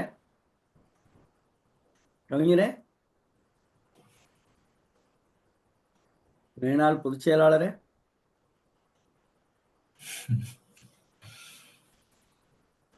நன்றி. அடுத்ததாக தோழர் சிவசுப்பிரமணியம். அன்பான தோழர்கள் அனைவருக்கும் வணக்கம். இன்னைக்கு முற்றுதல் செய்த மாணவி வள்ளி வழக்கம் போல் அருமையாக முற்றுதல் செய்தார். அவருக்கு பாராட்டுகளும் வாழ்த்துக்களும். உரைப்பொழிவாளர் முனைவர் பாலசுப்பிரமணியன், அவர் சுருக்கமா நெல்லை பாலா அப்படின்னு சொல்றார். தன்னை நெல்லை பாலா அப்படின்னு. நெல்லை பாலா அவர்கள் நமது நெஞ்சில் பாலா வார்த்து விட்டார். நமது நெஞ்சில், அறிவு மனத்தில் பாலா வார்த்து விட்டார் என்றே சொல்ல தோன்றுகிறது. அப்படி வகுத்து பட்டியலிட்டு நல்ல ஒரு ஆய்வுரை வழங்கியுள்ளார். அதன் சான்றோர் அப்படிங்கிறதுக்கே சொன்னது சால், சான்ற, நிறைந்த அப்படின்னு சொன்னாரு. பொதுவா விவசாயத்துல அந்த சால்ங்கிறத ஒண்ணு குறிப்பிடுவாங்க. சால் பிடிச்சாச்சா, சால் கட்டியாச்சா அப்படின்னு. அதாவது தொழில் உழுத பிறகு அந்த நிலத்தை சமப்படுத்துவதற்கு சால் பிடிச்சாச்சா அப்படின்னு சொல்லுவாங்க. இந்த கொத்தனார்கள்ல மட்டக்கம்பு வச்சு சமப்படுத்துவாங்கல்ல, அத மாதிரி நீளமா இருக்கும் ஒரு இது, அத வச்சு சமப்படுத்துவாங்க. நல்லியல்புகள் நிறைந்தவர் சான்றோர் அப்படின்னு ரொம்ப அருமையா சொன்னீங்க. உங்களுக்கு பாராட்டுகளும் வாழ்த்துக்களும். முதல் குறள், கடன் என்ப நல்லவை எல்லாம் கடன் அறிந்து சான்றாண்மை மேற்கொள்பவர்க்கு. கடன் கடன் சொல்றாப்புல, நான் இன்னொருத்த நான் பணம் வாங்கினது கடன் கிடையாது, கடமை. அது என் கடன் பணி செய்து கிடப்பதே அப்படின்னு சொல்லுதோம். என்னுடைய கடமை பணி செய்து கிடப்பதே, பிறருக்கு சேவை செய்து கிடப்பதே அப்படிங்கிறத குறிப்பிடுகிறார். ரொம்ப அடுத்து 5வது குறள், ஆற்றுவார் ஆற்றல் பணிதல் அது சான்றோர் மாற்றாரை மாற்றும் படை. இதுக்கு சிற்பி அவர்கள் உரை எழுதுகிறார். உண்மையில் வலிமை மிக்கவரின் ஆற்றலாய் திகழ்வது பணிவு என்னும் பண்பு. எதிரிகளை திருத்த சான்றோர் கையாளும் படை. இதுக்கு முழுக்க இந்த குறளுக்கு பொருத்தமானவர் காந்தியடிகள். சான்றோரை திருத்துவதற்காக, அதாவது வெள்ளையரைகளை திருத்துவதற்காக பணிவு என்னும் பண்பை அவர் கையாண்டார். அது குறிப்பா அறப்போர். அடுத்து 6வது குறள், சால்பிற்கு கட்டளை யாதனின் தோல்வி துளையில்லா கண்ணும் குழல். சான்றாண்மையின் தரத்தை மதிப்பிடும் உரைகள் எது? தமக்கு சமமாகாத எளியவரிடத்திலும் தோற்க நேர்ந்தாலும் அதனை தாழ்வென்று கருதாது ஏற்கும் பெருந்தன்மையே அது. இதற்கு பெருந்தலைவர் காமராஜரை சொல்லலாம். அவர் புதிதாக ஒருத்தர் அறிமுகமாக வேட்பாளராக இருக்காரு. அவர்கிட்ட தோத்துடுறாரு. ஆனா எல்லாரும் வந்து அழுதாங்க. என்ன இதுதான் ஜனநாயகம், அழாத போ அப்படின்னு சொல்லுது. இதுக்காகத்தான் நான் எதிர்பார்த்திருந்தேன், இதுக்காகத்தான் நான் காத்திருந்தேன். இந்த ஜனநாயகம் தலை தூங்க வேண்டும் அப்படிங்கிறதுக்கு தான் அப்படின்னு பெருந்தன்மையா சொல்றாரு. இதுதான் தோல்வி துளையெல்லாம் கண்ணும் குழல் என்பது ரொம்ப அருமையா சொல்லி இருக்காரு. இன்னா செய்தார்க்கும் இனியவை செய்யார்கள். அது வந்து இன்னொரு குறள் அதை இன்னா செய்தவரை ஒருத்தல் அவர்தானே அவர்னால நன்மையும் செய்து விடல் அப்படின்னு ஒரு குறள் வந்து இன்னொரு குறளை நிறைய நினைவுபடுத்தும். இத்துடன் என்னுடைய பின்னூட்டத்தை நிறைவு செய்து கொள்கிறேன். வாய்ப்புக்கு நன்றி. நன்றி தோழர். முனைவர் மகாராஜன் பேராசிரியரே. ஐயா வணக்கம். தமிழ்நாடு கலை இலக்கிய பெருமன்ற உறுப்பினர்கள் அனைவருக்கும், சான்றோர் பெருமக்கள் அனைவருக்கும் முதற்கண் வணக்கம். முற்றுவதல் செய்த மாணவிக்கும் உரை மிகவும் அருமையாக வழங்கிய நம்மளுடைய ஐயா நெல்லை பாலா ஐயா அவர்களுக்கும் முதற்கண் வணக்கத்தை தெரிவித்துக் கொள்கிறேன். உங்களுடைய உரை வந்து இன்றைய சமூகத்துக்கு ஒரு முக்கியமான உரையா தான் பார்க்க முடியுது.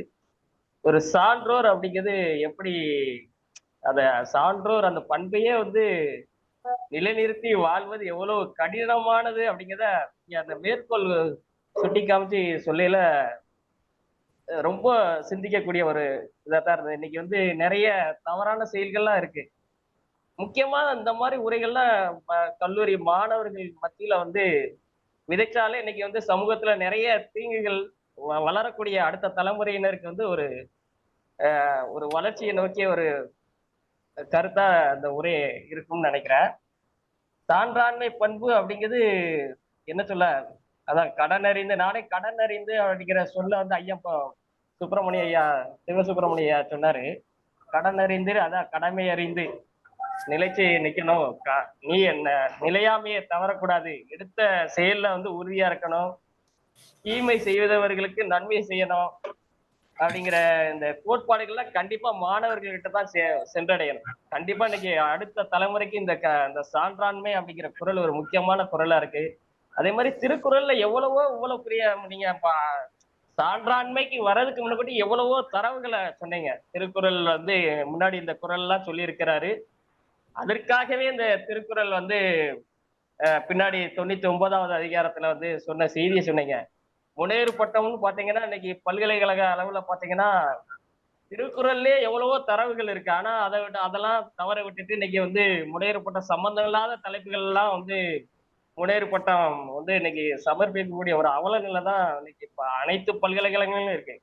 எல்லா பல்கலைக்கழகத்திலும் இந்த மாதிரி இருக்கு. திருக்குறளே பெரிய ஒரு அறநூல். இந்த அறநூலை வந்து அடுத்த தலைமுறைக்கு கொண்டு போவதில் தமிழ்நாடு கலை இலக்கிய பெருமன்றமும் இன்னைக்கு நீங்க உரை வழங்கிய உங்களையும் வாழ்த்த வயது இல்லை, வணங்குகிறேன் கூறி விடைபெறுகிறேன். வாய்ப்புக்கு நன்றி. நன்றி தோழமையே. ராத்தூர் சிங்கக்குட்டி. வாழ்க வளமுடன். தோழர்கள் அனைவருக்கும் வணக்கம். இன்று முற்றுவதல் செய்த நம்ம ஆபத் பாந்தவி வள்ளி வந்து வழக்கம் போல அவருடைய முற்றுவதல் செய்தாங்க. ரொம்ப சிறப்பா இருந்துச்சு. அதே போல ஐயா நெல்லை பாலா அவர்கள், நான் ரொம்ப இந்த அவருடைய உரை பொழிவுல கொஞ்சம் மயங்கித்தான் நின்ட்டேன். அதாவது இந்த திருக்குறள்ல வந்து எந்தெந்த இடத்துல சான்றோர்களை பற்றி எங்கெங்க கூறியிருக்காங்கன்னு சொல்லி அத்தனை அதிகாரத்தில் உள்ள குறள்களையும் எடுத்து அந்த சான்றோருடைய இயல்பு எப்படியெல்லாம் இருக்கும் அப்படின்னு சொல்லி அவங்க எடுத்து சொன்ன விதம் வந்து மிகவும் அருமை. உண்மையிலேயே ஆய்வு சம்பந்தப்பட்ட ஒரு உரைப்பொழிவாக இருந்தது. ஐயா அவர்களுக்கு நம்முடைய பாராட்டுகளையும் வாழ்த்துக்களையும் வணக்கத்தை தெரிவித்துக் கொள்வோம். இதுல வந்து இந்த 4வது குறளை பார்த்தீங்கன்னா, கொல்லா நலத்தது நோன்மை, பிறர் தீமை சொல்லா நலத்தது சால்பு அப்படின்னு சொல்றாங்க. ரைட்டு. அதாவது ஒரு நோன்பு இருக்கக்கூடியவனுக்கு வந்து ஒரு உயிர்களை கொல்லக்கூடிய தன்மையில் இருந்தது தான் அது நோன்புன்னு அர்த்தம், அது தவம்னு அர்த்தம். ஆனால் பிறர் தீமையை சொல்லாமல் இருப்பது நல்லதுன்னு சொல்றாரு. அதாவது இதுல வந்து சான்றோருக்கு வேணா இவருடைய குணாதிசயத்துல வந்து இந்த மாதிரி சொல்லாம இருக்கிறது நல்லதுன்னு வச்சுக்கிடுவோம். அந்த பிறர் தீமை இருக்கு பார்த்தீங்களா, அவரை வந்து திருத்தம்ல, அவரை சொல்லாம விட்டுட்டோம்னா அவர் எப்படி திருந்துவாரு? ஏன்னா அதனால இந்த இடத்துல வந்து பிறர் தீமை சொல்லாம சொல்லத்தான் செய்யணும். அவரை வந்து இவர் தவறு செய்யறியா, இப்படி தீமை இருக்கியா, இதை வந்து நீ நல்வழிப்படுத்திக்கிடணும், நீ வாழ்க்கையில வந்து இப்படி எல்லாம் இருக்கணும்னு சொல்லி செஞ்சாதான் நல்லது. சொல்லாம இருக்கிறது அவருடைய இயல்பு, அவருடைய சான்றாண்மை காட்டுகிறது. ஆனால் பிறர் தீமை அப்படின்னு சொல்லும் போது அவருடைய தீமைன்னு தான் நம்ம எடுத்துக்கிட முடியுது. அப்ப பிறரிடம் சொல்லாதே அப்படின்னு சொல்ற மாதிரி எல்லாம் இதுல வந்து இந்த அர்த்தத்துல இல்ல. அத கொஞ்சம் ஆய்வு கொஞ்சம் பண்ணணும். அதே போல இந்த 8வது குறள்ல பாத்தீங்கன்னா, இந்த ஒரு நிமிஷம், 8வது குறள்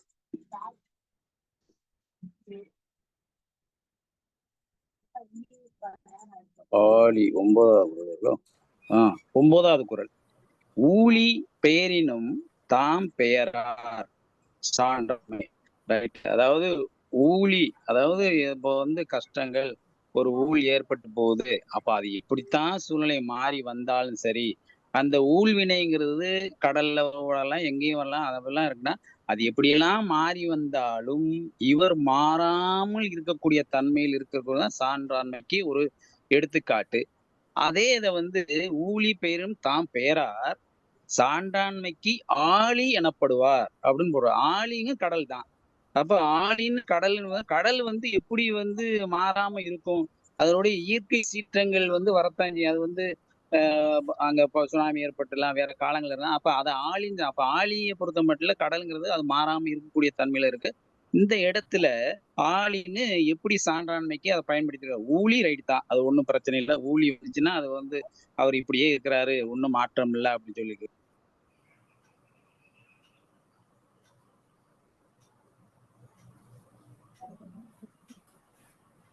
நன்றி தோழமையே. பேராசிரியரே ஐயா ஒரு சொல்லுங்க. நிமிஷம். கேட்கலையோ? ஆமா, நீங்க பேசுங்க. சாத்தூர் கணேசன் தோழர் பேசுங்க. அந்த 8வது குறளுக்கு வந்து இந்த மாதிரி ஆழி எனப்படுவாருன்னு சொல்றாங்க. அந்த ஆழியும் வந்து இது கடலுக்கு தான் வந்து நம்ம பொருந்தி வருகிற மாதிரி இருக்கு.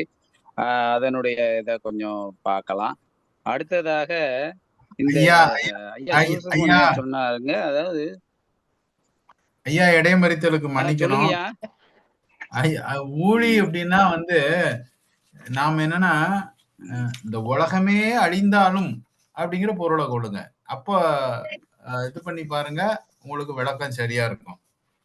ஊழி அப்படின்னா, ஊழி காலம் அப்படின்னா கடல் மழை எல்லாமே பெயர்ந்து ஒரு அது என்ன சொல்றது, தலைகீழ் மாற்றம் ஏற்படுகிறது தான் ஊழி. ஊழி அப்படிங்கறது வந்து ஊழ் அப்படிங்கிற அந்த பொருள்ல நாம எடுத்துக்க கூடாது. அழிவு, பேரழிவு என்கிற அந்த உலகமே அழிந்தாலும் என்கிற அந்த பொருள்ல எடுத்துக்கணும். 2வது, இன்னும் இதுக்கு முன்னால ஒரு குறளை சொன்னீங்க, அது என்னன்னு கேட்டாச்சுன்னா, அவங்கள கண்டிக்கணும்னு அவங்க சொல்லல. அதாவது கிட்டத்தட்ட ஒரு 10 பேர் உடைய நான் ஒப்பிட்டு பார்த்தேன். இன்னும் குறிப்பாக கலைஞருடைய உரை, சாலமன் பாப்பையா உரை முற்றிலும் மாறுபட்ட நிலையில அமைந்திருக்கிறது அப்படிங்கிறது என்னுடைய கருத்து. அரசியல் மாறுபாடு கருதி அதை நம்ம ஒதுக்கி வைக்கிறோம், அது வேற விஷயம். ஆனாலும் அந்த என்ன அவங்க சொல்லக்கூடிய கருத்து என்ன அப்படின்னு கேட்டாச்சுன்னா, ஒருத்தவர் அவரு ஏதோ வந்து நம்மகிட்ட சொல்றாரு, சான்றோர்கிட்ட மதிச்சு ஒரு விஷயத்த சொல்றாரு, தவறு செய்ததை சொல்றாரு, அதை பிறரிடத்திலே சொல்லாதீங்க அப்படிங்கிறது தான் உங்களுடைய பொருளாகப்படுவதாக நான் கருதுகிறேன். ஐயா தொடரலாம். நன்றியா. ரைட் தான், அதாவது சான்றோருக்கு இயல்பு ரைட் தான். என்ன அவர் வந்து அப்படிதான் இருக்காரு. அதை வந்து சொல்லாமல் விட்டா அப்படியே அவருடைய சூழ்நிலை அப்படியே மாறிக்கிட்டே இருக்கும். அத வந்து அவருக்கு வந்து இவர் சான்றோர் வந்து எந்த முறையில உதவியாக இருக்கிறார் என்பது என்னுடைய கேள்வியாக இருந்தது. நல்லது, நல்ல விளக்கம் கொடுத்தீங்க அந்த ஊழிக்கு. வாழ்வளமுடன் வாழ்த்துக்கள். வணக்கம். பேராசிரியரே ஒரு நிமிஷம். சொல்லுங்க. எல்லாரும் 4வது குறள் சொல்லுங்க. நேராஜ். 4வது குறள் அவர் வந்து மற்றவர்களை குற்றங்களை எடுத்து சொல்லக்கூடாது, புறங்கூறாம இருந்தேன். அதுக்கு அடுத்த குறள்லே அவர் சொல்லுறாரு, சான்றோர் மாற்றாரை மாற்றும் படை, எதிரிகளை திருத்துவர் சான்றோர் அப்படின்னு சொல்லியிருந்தார். திருத்தவும் செய்வாங்க. பிறகு ஆழி அப்படின்னு சொல்லி கடல், கடல்னா என்ன? நீர். இந்த நீர் இந்த ஐம்பூதங்கள் இருக்குல்ல, ஐம்பூதங்களாகவே சான்றோர்கள் அழியாமல் நிலைத்திருப்பார்கள் அப்படின்னு பொருள் கொள்ளணும். வாய்ப்புக்கு நன்றி. நன்றி. பாலாஜி தோழர் வேமா. தோழர் அனைவருக்கும் வணக்கம். இன்று முற்றோதல் செய்த திடீர் வரவு அவங்களும் நல்லா பண்ணாங்க. நெல்லை பாலா அவர்கள் நல்லாக பாலை தருவது போல் நன்றாக தந்தார்கள். ஒரே ஒரு பதிவை மட்டும் செய்து கொள்கிறேன். திரைப்படம் வெளியிடும் போது 100 நாளை தாண்ட வேண்டும் என்று தயாரிப்பாளர்கள் கூறுவார்கள். 100 நாள் தாண்டிய பின் அது பாக்ஸ் ஆஃபீஸ் கலெக்ஷனாக இருக்க வேண்டும் என்பார்கள். நம்ம இணைய வழி நாளும் ஒரு அதிகாரம் 100வது நாளை தொட்டு இன்றைக்கு பாக்ஸ் ஆஃபீஸ் கலெக்ஷன் என்பது எப்படி என்றால், முற்றோதல் செய்கின்ற மாணவர்களும் இலக்கிய ஆர்வலர்களும் ஆய்வாளர்களும் கலந்து கொண்டு அவையை நிறைவாக செய்து 100 நாட்களை தொட்ட இந்த ஆய்வரங்கம் மிக சிறப்பாக நடைபெற்று கொண்டிருக்கிறது. ஒரே ஒரு பதிவை செய்து கொள்கிறேன். வருகின்றவர்கள் விருந்தினர்களாக மட்டும் அல்லாமல் குடும்ப உறுப்பினர்களாக, அதாவது பெருமன்ற உறுப்பினர்களாக பங்கேற்று இன்றைக்கு இருக்கின்ற நம்ம பெரிய ஆபத்து சனாதானத்தின் மூலமாக நம்முடைய மொழியே அழிக்கின்ற அளவுக்கு இன்றைக்கு இந்தி திணிப்பு வந்து கொண்டிருக்கின்றது. எனவே அனைத்து இலக்கியவாதிகளும் ஆர்வலர்களும் சமூக போராளிகளும் கலந்து கொண்டு இந்த எதிர்ப்பை நாம் தெரிவிக்க வேண்டும் என்று இதன் மூலம் தெரிவித்துக் கொள்கிறேன். நன்றி, வணக்கம். நன்றி தோழமையே, மிக்க மகிழ்ச்சி. நிறைவு பின்னூட்டமாக ரேவதியம்மா எதுவும் சொல்றீங்களா? நான் உங்களை பார்க்கல. ரேவதியம்மா, ரேவதியம்மா சகோதரி. சகோதரா, ஒரே ஒரு கருத்து. அண்ணே உங்களுக்கு வாய்ப்பு தருணே. அண்ணே உங்களுக்கு வாய்ப்பு மறுபடியும் உண்டுனே. நிறைவு பின்னூட்டமாக நல்லாசிரியர் முனைவர் தி. நாகராஜன் ஐயா.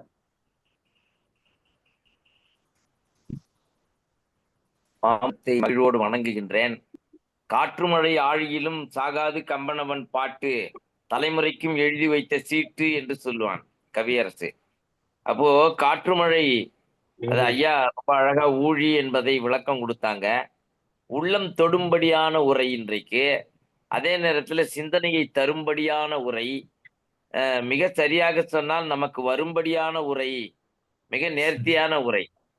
அத நான் இந்த மாதிரி நினைச்சு பார்க்கிறேன். கடமையை கடன் என்று சொல்கிற பொழுது என் கடன் பணி செய்து கிடப்பதே என்கிற நிலையை இங்கே பார்க்கிறோம். கம்பன் கடன்பட்டார் நெஞ்சம் போல் என்று சொல்லுகிற கடன். ஆகையினால அந்த கடமை எவ்வாறு குணநலம் ஆகிறது, அந்த குணநலம் கடைசியா வருகிற பொழுது உலகமே தாங்காது, அதை கைவிடக் கூடாது என்கிற வலியுறுத்துதல், அது ஐயா மிக சரியாகவே சான்றாண்மை எங்கெல்லாம் இருக்கு. அப்போ கொள்கை சான்றோர் என்பவர் யார், விண்ணப்பத்தை கூட இவ்வாறு எழுத வேண்டும் என்று நடைமுறையோடு பொருத்தி காட்டிய, வாழ்வியல் இலக்கியமாக மாற்றி காட்டிய வித்தையை பாராட்டுகின்றேன், போற்றுகின்றேன், வணங்குகின்றேன். சொல்லாடலில சோர்வுபடவே இல்லை. அதே நேரத்துல தீர்வு இதை போல பிற ஒரு யாருடைய உரையும் வெளிப்படவே இல்லை என்று சொல்லுவேன்.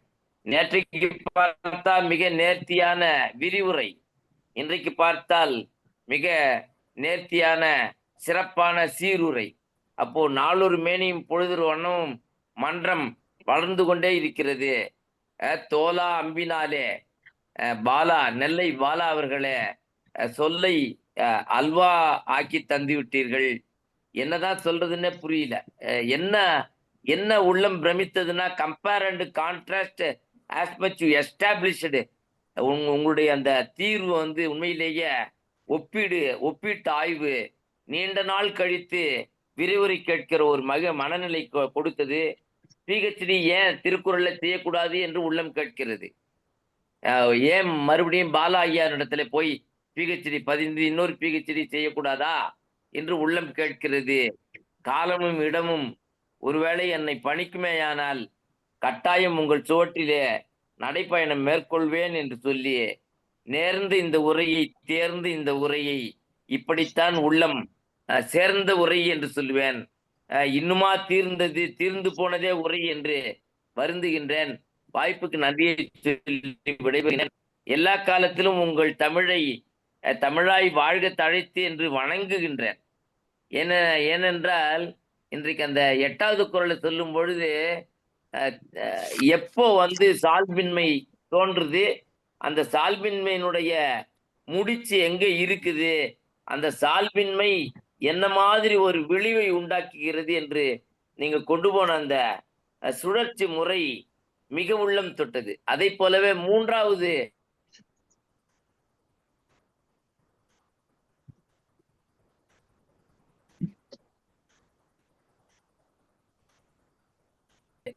ரொம்ப அற்புதம். எல்லாருக்கும் எப்படி சொல்ல போறீங்கன்னு பார்த்தேன். சொல்லுகிற தராசு தட்டை போல மிக சரியாக நீங்கள் கணக்கீடு செய்து அளவீடு செய்த அந்த நெறிமுறை, அதுதான் ஆழி. நீங்க ஒரு ஆழி. ஆய்வு ஆழியே வணங்குகின்றேன், நீர் வாழியே வணங்குகின்றேன். நன்றி, வணக்கம். நன்றி தோழமையே. செங்கை கிருஷ்ணன் தோழர், நான் உங்களை கூப்பிடல, எதுவும் சொல்றேன்னா சொல்லுங்க தோழர். செங்கை கிருஷ்ணன் தோழர். வாழ்த்துக்கள் தோழர், வாழ்த்துக்கள் தோழர், மகிழ்ச்சி. ஓகே, நன்றி தோழர், நன்றி, மிக்க மகிழ்ச்சி. அண்ணா, நீங்க எதுவும் நிறைவா சொல்றீங்களா? கலை இலக்கிய பெருமன்ற அன்பர்கள் அனைவரும் உரையை நுட்பமாக கவனித்திருக்கிறார்கள். திருக்குறள் என்பது நான் ஏற்கனவே சொன்னேன், அது பிடித்த பிடிக்கு அந்த கருத்து அடிப்படையில் நாம் ஒவ்வொருவரும் உரையாசிரியர்கள் தான். ஏன்னா திருக்குறள் மாதிரி ஒரு கட்டுக்கோப்பான இலக்கியம் உலகத்துல கிடையாது. இன்னொன்னு நான் சொல்லுவேன், இந்த திருக்குறளை ஒரு பழமொழின்னு சொல்லுவேன். பழமொழி என்பது மொழியில் இயற்கையாக உருவாகுகிற ஒரு பண்பட்ட தன்மை, அதுதான் பழமொழி. பழமொழிக்கு நம்முடைய தொல்காப்பியர் அற்புதமான நூற்பாவை வகுத்திருக்கிறார். ஆனால் செயற்கையாக ஒரு பழமொழியை உருவாக்க முடியுமா என்று கேட்டால் அதுதான் திருக்குறள். அப்போ வள்ளுவர் இந்த பழமொழி போன்ற ஒரு நுட்பமான சொல் சுருக்கம், அதுதான் ரொம்ப முக்கியம். இலக்கியத்திற்கு அழகு என்று சொல்லப்படுகிற அந்த 34 உறுப்புகளை தொல்காப்பியர் சொல்கிறார். அந்த உறுப்புகளை முழுமையாக பயன்படுத்தாமல், அதான் ரொம்ப முக்கியமானது. ஏன்னா அவருடைய காலத்துல இத்தனை உறுப்புகள் இருந்தாலும் கூட அவரு அந்த வெண்பா என்கிற அந்த அடிப்படையில அதனுடைய வகை என்கிற நிலையில, வகையில கூட நம்ம பார்த்தோம்னா 4 அடி என்று சொல்கிறார்கள். அதெல்லாம் அவர் இது பண்ணவே கிடையாது. அந்த நிலையோடு அவர் நிறுத்திக்கிட்டாரு. அசை அடிப்படையிலும், சீர் அடிப்படையிலும், அடி அடிப்படையிலும், தொடை அடிப்படையிலும் மிக அற்புதமான ஒரு நல்ல நூலாக அந்த வள்ளுவம் இருக்கிறது. அந்த வள்ளுவம் எளிதாக ஒவ்வொரு தலைமுறையும் கடந்து வந்திருக்கிறது. ஒவ்வொரு தலைமுறையும் புதிய புதிய சிந்தனைகளை, ஒவ்வொரு சொல்லுக்கும் புதிய புதிய கருத்துக்களை நம்முடைய ஆசிரியர்கள் தந்து வருகிறார்கள். ஆகினால் வள்ளுவத்தை பொறுத்தவரை எல்லோரையும் ஒரே ஆசிரியர்களாக மாற்றுகிற ஒரு இலக்கியம் என்பது என்னுடைய கருத்து. அதனால யாருமே யாராக இருந்தாலும் உங்களுக்கு அந்த வள்ளுவத்தை பற்றி என்ன கருத்து தோன்றுகிறதோ அதை எழுதலாம், அது தவறே இல்லை. இதை பற்றியான கருத்து எனக்கும் இருக்கிறது. மணவாளன் ஐயா சென்னையில அவரை சொல்லுவாரு, சென்னை பல்கலைக்கழகத்துல வேலை பார்த்த பெரும் அறிஞர் அவர் சொல்லுவாரு, ஒரு இலக்கியம் குறித்து இப்படி ஒரு கருத்து இருக்க அப்படின்னு நாம சொன்னோம்னா வச்சுக்கோங்க, உங்களுக்கு ஒரு கருத்து இருந்தா வச்சுக்கோங்க, நல்ல கருத்து அப்படின்னு சொல்லுவார். அது போல வள்ளுவத்துக்கு எல்லோருக்கும் ஒரு கருத்து உண்டு என்பது என்னுடைய தாழ்மையான அந்த செய்தியை உங்கள் முன்னால வச்சுக்கிறேன். ஒவ்வொருவரும் நுட்பமாக கவனித்திருக்கிறார்கள். அதற்கு உங்களுடைய கருத்துக்களை பகிர்ந்தீர்கள். அதற்கு குறித்து நான் மிக்க மகிழ்ச்சி அடைகிறேன். வள்ளுவருடைய நோக்கம் என்ன என்று கேட்டால் அவருடைய நோக்கம் நாளைய அதிகாரத்துல தான் இருக்குது. ஒவ்வொரு உயிரையும் பண்புடைய உயிர்களாக மாற்ற வேண்டும். இப்ப மனுஷன் அப்படிங்கிறது பண்பட போய் தான் மனுஷன், பண்படலைன்னா நாமளும் விலங்குதான். அப்போ பண்பட்ட நிலையில நாம என்னவா மாறுறோம்? அப்ப பண்பாடு என்பது என்னன்னா நம்ம நடத்தைகளினுடைய பண்பாடு, கருத்து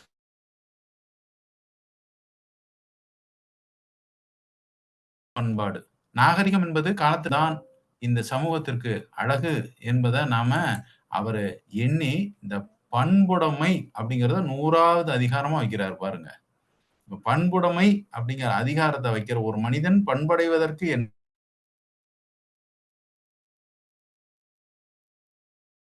இது வரைக்கும் அப்படியே சொல்லிக்கிட்டே வர்றார். சான்றாண்மை வச்சிருக்கிறார் பாருங்க. அது ரொம்ப முக்கியம். அப்போ நம்ம பார்க்கிறோம், இந்த சான்றோரை விட சான்றோர்களும் பண்புடையவர்களாக இருக்க வேண்டும். ஒவ்வொருத்தரும் பண்புடையவனா இருக்கணும்னு தான் அடுத்த அதிகாரத்துக்குள்ள அவர் வர்றாரு. அந்த அடிப்படையில ஒவ்வொரு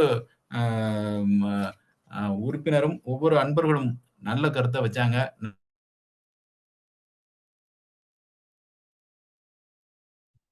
ஒரு கருத்தை வேண்டுகோளை வச்சாரு. ஐயா நெறியாளருக்கு இருக்கக்கூடிய ஒரு வாய்ப்பை எனக்கு தாருங்க. அது எனக்கு இருக்கக்கூடிய ஒரு பெரிய வாய்ப்பாக கருதுகிறேன். வள்ளுவத்துல ஏற்கனவே வள்ளுவத்து